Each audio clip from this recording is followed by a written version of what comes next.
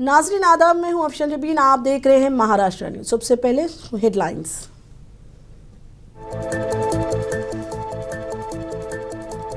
जलगांव के जामनेर के नौजवान सुलेमान के कत्ल केस की जांच करेगी एसआईटी। अब तक 8 मुलजिमीन को किया गया है गिरफ्तार।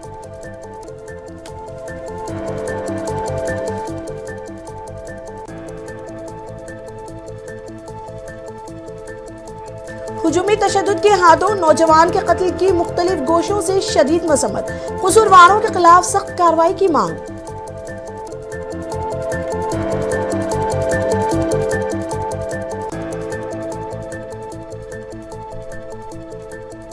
यौम आजादी के मौके पर गोश्त की दुकानों पर पाबंदी। मामले पर अजीत पवार का रद्द-ए-अमल। कहा, ऐसी पाबंदी लगाना है गलत।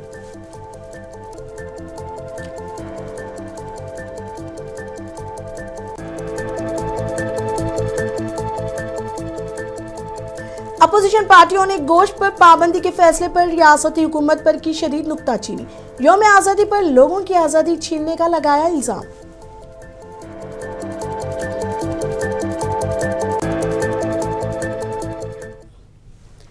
अब खबरें तफसील से। महाराष्ट्र के वजीर आला देवेंद्र फडणवीस ने वर्ली बीडीडी चावल रीडेवलपमेंट प्रोजेक्ट के पहले मरहले का इफ्तिताह किया। ये एक तारीखी इक़दाम है जिसे एशिया के सबसे बड़े शहरी तजदीद प्रोग्राम में से एक कहा जा रहा है। इस प्रोग्राम में फडणवीस ने 556 अहल रिहायशों को नए तामीर शुदा फ्लैटों की चाबियां हवाले की। इस तकरीब में नायब वजीर आला एकनाथ शिंदे और अजीत पवार समेत सीनियर वजीर और ओहदेदार मौजूद थे।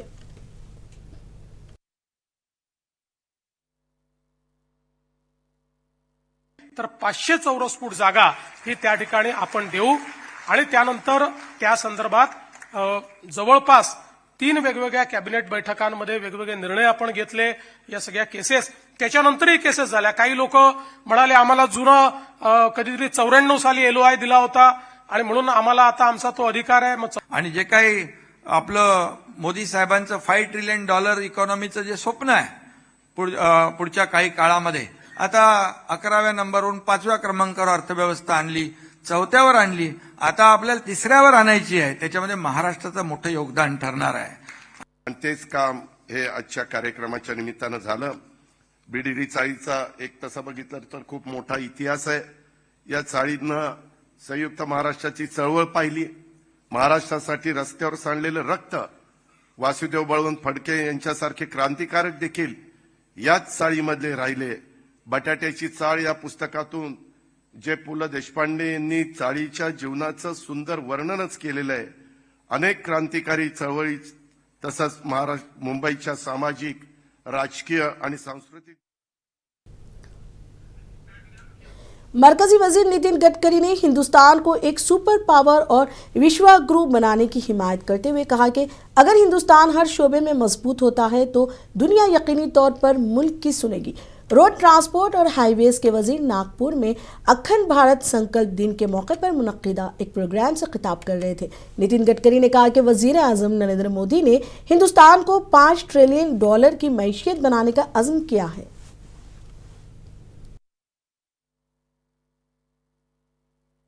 हमारे प्रधानमंत्री जी ने हमारे सामने उद्दिष्ट रखा है कि $5 ट्रिलियन की इकोनॉमी बनानी है, आत्मनिर्भर भारत बनाना है, भारत को विश्व गुरु बनाना है, भारत को 3rd वर्ल्ड की लार्जेस्ट अर्थव्यवस्था बनाना है।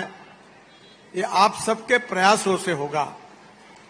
और अगर हम सभी क्षेत्र में अगर ताकतवान बनेंगे तो फिर निश्चित रूप से पूरे विश्व हमारी बात सुनेगा।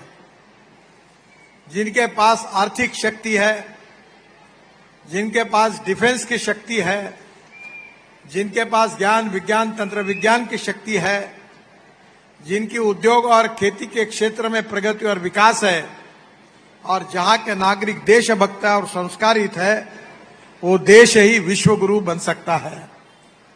और इसलिए एक तरफ पूरा भारत अखंड भारत बने ऐसा संकल्प हम जब कर रहे हैं, तो उसके साथ साथ हमारे देश को समृद्ध, संपन्न और शक्तिशाली करके दुनिया की महाशक्ति हमको बनाना है। ये भी संकल्प हम सबको करना होगा। जलगांव जिले के जामनेर में सुलेमान खान नामी नौजवान को 10 से 12 लोगों की जानिब से बुरी तरह मारा पीटा गया था। मारपीट के बाद नौजवान की मौत हो गई। इसी मामले में अब जलगांव जिला एसपी महेश्वर रेड्डी ने बताया है कि जामनेर में हुजूम के हाथों सुलेमान खान की मौत के मामले की तहकीकात खुसूसी तहकीकाती टीम SIT करेगी। इस केस में पुलिस ने मजीद 4 मुलजिमीन को गिरफ्तार किया है, जबकि पहले ही 4 अफराद को गिरफ्तार किया जा चुका है।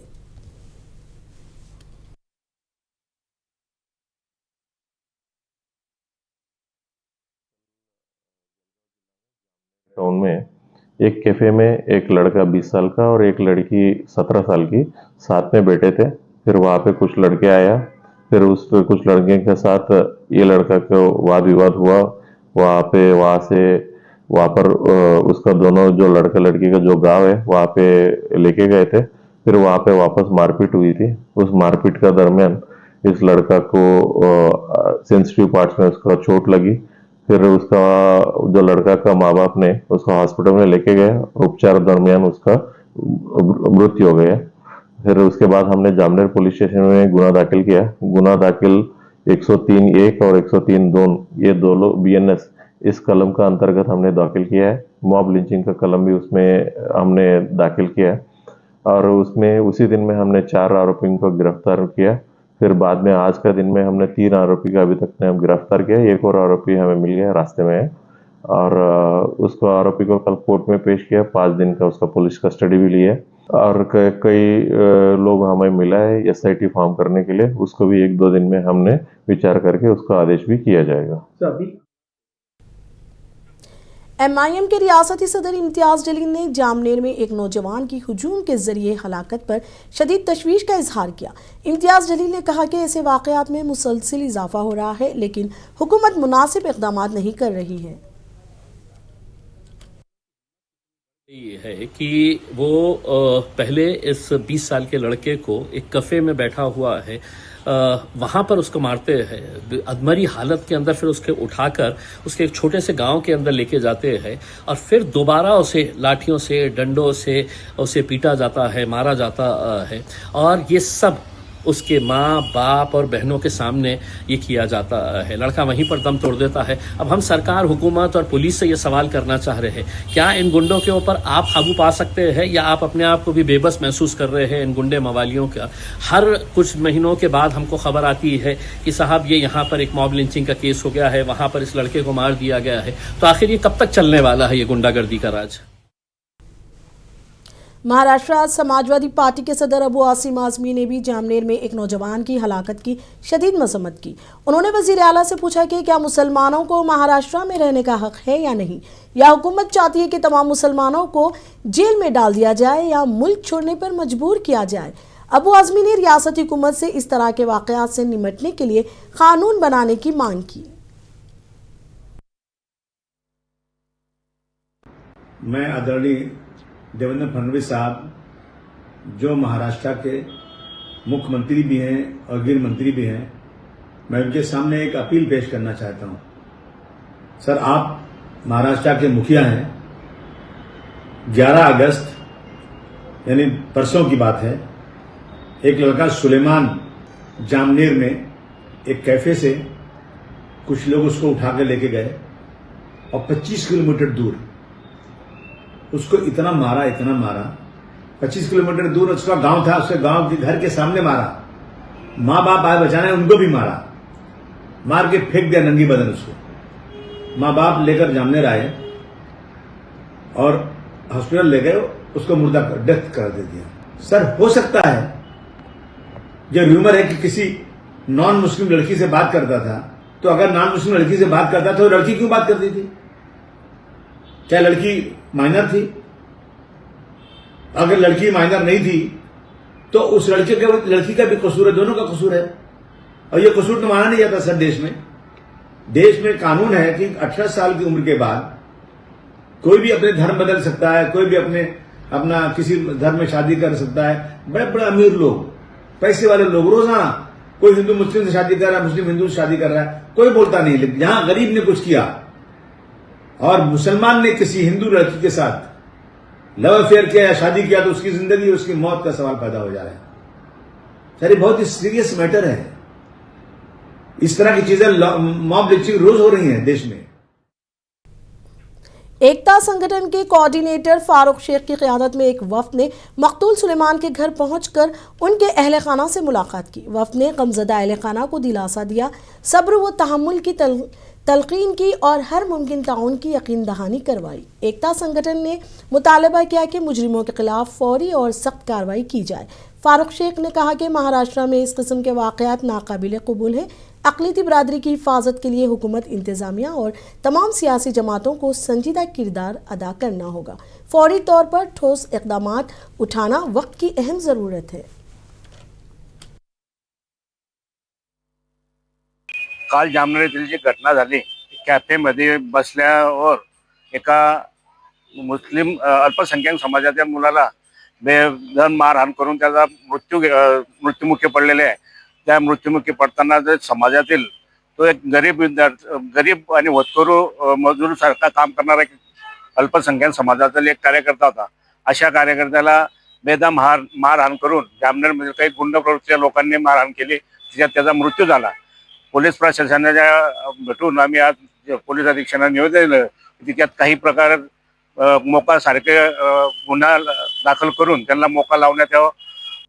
कल्याण, डोंबिवली, नागपुर, नासिक, मालेगांव और छत्रपति संभाजीनगर समेत महाराष्ट्र भर की म्युनिसिपल कॉरपोरेशनों ने 15 अगस्त को स्लॉटर हाउस और गोश्त की दुकानों को बंद करने का हुक्म दिया है।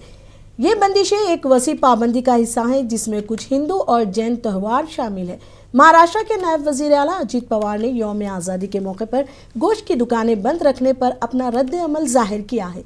उन्होंने हुक्मनामे को गलत करार देते हुए कहा कि ऐसी पाबंदी लगाना गलत है। अजीत पवार ने कहा कि बड़े शहरों में मुख्तलिफ जातों और मज़ाहिब के लोग रहते हैं।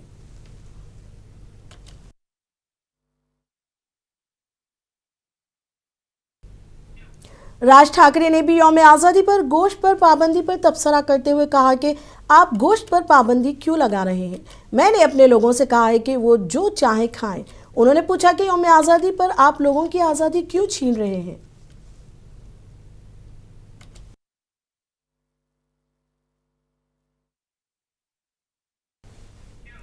आदित्य ठाकरे समेत अपोजिशन पार्टियों के दीगर लीडरों ने महायुति हुकूमत पर तनकीद की है और इल्ज़ाम लगाया कि बीजेपी सियासी हिकमत अमली के तौर पर जात पात और फिरकावाराना कशीदगी को हवा देती है।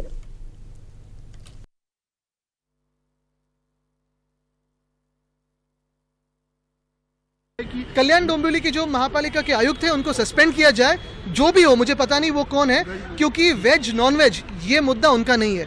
स्वातंत्र दिन पे हम क्या खाएं, हमारा अधिकार है, हमारा स्वातंत्र है। वो नहीं हमें बता सकते कि वेज खाए नॉन वेज खाए। हम तो बिल्कुल नॉन वेज खाएंगे, हमारे घर में खाते हैं। हमारे घर में नवरात्रि को भी हमारा जो प्रसाद होता है उसमें प्रॉन्स होते हैं, मच्छी होती है, क्योंकि ये हमारी परंपरा है, ये हमारा हिंदुत्व है। और वहाँ की जो आगरी कोड़ी बांधे हुए वो कहाँ जाएंगे? ये कोई धर्म की बात नहीं और ये कोई देश हित की बात नहीं है कि वेज नॉन वेज खाओ। जो भी खाते हो घर में क्यों घुस के बात करें।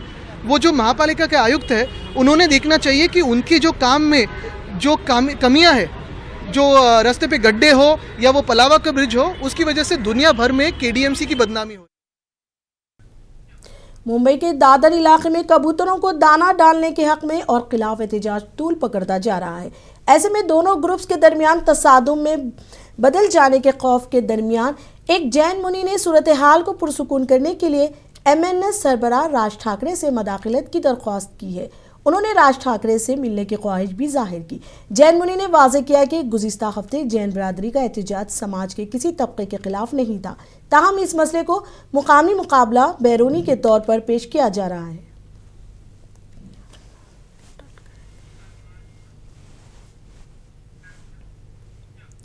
एनसीपी के रियासती सदर सुनील टटकरे ने इलेक्शन कमीशन के खिलाफ राहुल गांधी के इल्जामात पर अपना रद्द अमल जाहिर किया है। उन्होंने कहा कि राहुल गांधी बार बार महाराष्ट्र इंतखाबात का तस्करा करते हैं और इसमें धांधली का इल्ज़ाम लगाते हैं, लेकिन राहुल के ये इल्ज़ामात दुरुस्त नहीं हैं।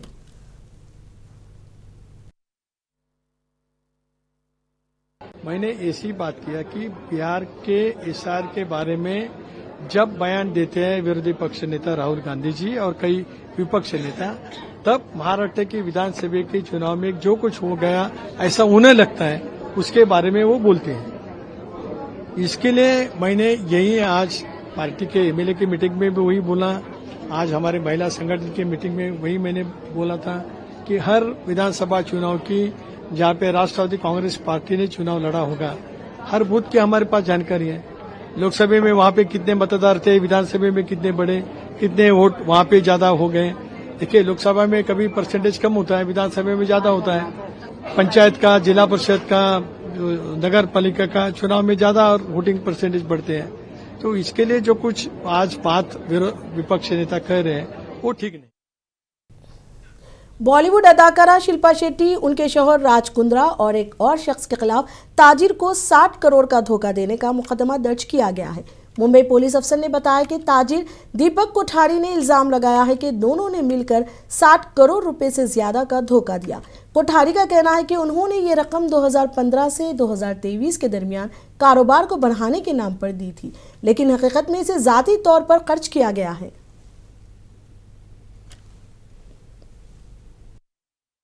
हमारे क्लाइंट जो है दीपक कोठारी जी, उन्होंने कल एफआईआर दर्ज कराई है जुहू पुलिस स्टेशन में। ईओडब्ल्यू ने इस मामले में प्रिलिमिनरी इंक्वायरी, प्राथमिक चौकसी जिसे हम कहते हैं, वो की गई थी इन डिटेल्ड। आणि उसमें जो है प्राथमिक चौकसी में ये पूरा वेरीफाई किया गया सारा एलिगेशन, और उसके बाद ईओडब्ल्यू के डायरेक्शन पर कल ये एफआईआर हुई है और आगे कानून के अनुसार कार्रवाई की जाएगी और इसे पूरी तरीके से परस्यू किया जाएगा। तो बेसिकली ये जो है accused number 1 Shilpa Shetty and accused number 2 Raj Kundra, वो अप्रोच किए कंप्लेनेंट श्री दीपक कोठारी जी को। दीपक कोठारी जी जो है वो नॉन बैंकिंग फाइनेंस कंपनी के ओनर और उसे चलाते हैं। सो एनबीएफसी में पहले अप्रोच किया गया कि उन्हें 75 करोड़ की लोन चाहिए 5 साल के लिए। उनकी कोई कंपनी थी बेस्ट डील टीवी, उसी लिए कि टीवी चैनल लॉन्च करेंगे और काफी बिजनेस प्रपोजल वगैरह बताए गए। और 12% जो है वो ब्याज का दर वो अग्रीड किया गया था पार्टियों के बीच में। और उसके बाद जो है पूरा ये क्रिमिनल कॉन्स्पिरेसी के तहत एक नया प्लान लाया गया जब लोन प्रोसेसिंग चालू था कि अगर आप हमें लोन देंगे तो ये जो हम आपको ब्याज देंगे वो ब्याज पे आपको 30% टैक्स भरना पड़ेगा, और यदि हम इसको इन्वेस्टमेंट दिखाए कोई पर्पज से तो आपको इस पे इन्वेस्टमेंट पे लॉन्ग टर्म कैपिटल गेन लगेगा, जो टैक्स का दर कम होता है तो आपका इसमें मुनाफा होगा, प्लस हमें भी इसमें फायदा होगा बिकॉज हमारे को इंटरनल पर्सनल रीजंस है, टैक्स पर्पसेस है और कुछ लोन पर्पसेस है, जिसके वजह से हमको लोन इतनी हमारी बुक्स पर नहीं दिखानी है, तो हमारा भी काम होगा और आप बिल्कुल चिंता ना करें। जालना में एक अफसोसनाक वाकया पेश आया है, जहां 7 साला मासूम बच्ची को उसके 14 साला रिश्ते के भाई ने जिनसी ज्यादती का निशाना बनाया। पुलिस ने अस्पताल पहुंचकर मुतासिरा लड़की और उसकी मां के बयानात दर्ज किए। मुलजिम 14 साला लड़के के खिलाफ सदर बाजार थाने में पोक्सो एक्ट और मुताल्लिका दफात के तहत मुकदमा दर्ज किया गया है।